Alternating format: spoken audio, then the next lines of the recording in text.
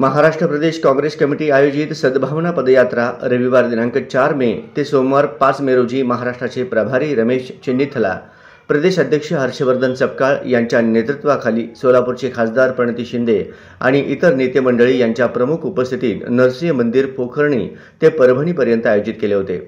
काँग्रेस पक्षाच्या वतीने आयोजित केलेल्या या सद्भावना पदयात्रेच्या माध्यमातून महाराष्ट्रातील समाज एकोप्याने राहील व त्याचा परिणाम महाराष्ट्रातील येणाऱ्या गुंतवणुकीस मदतगार होईल व महाराष्ट्राची आर्थिक, औद्योगिक, शैक्षणिक, सामाजिक परिस्थिती सुधारेल आणि महाराष्ट्र पुन्हा गतवैभव प्राप्त करेल। सद्भावना यात्रा महाराष्ट्रात आमूलाग्र बदल घडवून महाराष्ट्राची सामाजिक गतवैभव पुन्हा प्राप्त करून देईल, तसेच लोकशाही मूल्य आणि जनतेच्या प्रश्नावर आधारलेला जन आंदोलक संदेश देत आहे। यापुढे जिल्हाधिकारी कार्यालयाजवळ आंदोलन करण्यापेक्षा लोकांच्या घरोघरी जाऊन जागृती करणे गरजेचे आहे। आज संविधानाला सर्वात जास्त धोका भाजपकडून आहे। भाजप नेते नेहमीच संविधान बदलण्याची भाषा करतात। देशाचे गृहमंत्री भर संसदेत डॉक्टर बाबासाहेब आंबेडकरांचा संविधानाचा तिरस्कार करतात। सर्वसामान्य जनता या सरकारला वैतागलेली आहे।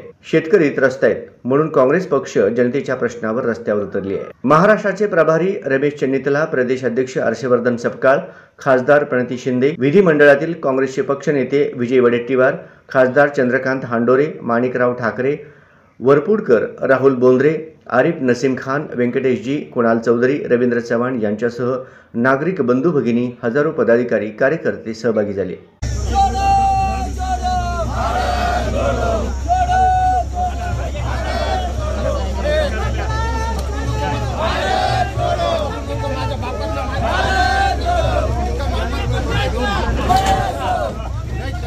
योजना जी प्रत्येक गावोगावी आहे त्या ग्राम सडक योजना बंद केली आहे।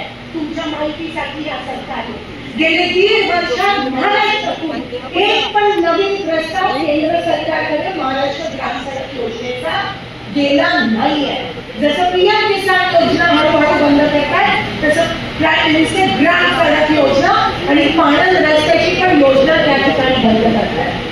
शेतकऱ्यांना एवढा म्हणजे शेतकऱ्यांवर आता तर पाणी नाही तुम्ही म्हणाला, जसं तुमचा मराठवाड्यात परिस्थिती आहे तशी आमची सोलापुरात परिस्थिती आहे। दुष्काळात मेल्याला महिना आज सरकार नेमकं करताय तरी काय? मोमेंटम जो आहे तो लोकांमध्ये अजूनही आहे।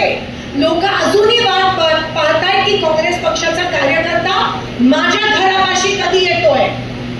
फक्त कलेक्टर ऑफिसच्या बाहेर मोर्चेबाजी बंद।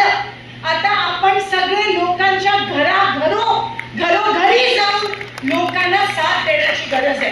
लोकांना अजून काय पाहिजे मला सांगा। आज आपण संविधान बचाओ यात्रा या ठिकाणी काढली। सर्वात जास्त खतरा ज्या देशामध्ये संविधानाला कोणापासून जर असेल तर तो भारतीय जनता पक्षाकडून आहे। ज्या पक्षाचे गृहमंत्री राज्यसभेत उभे राहून बोलतात की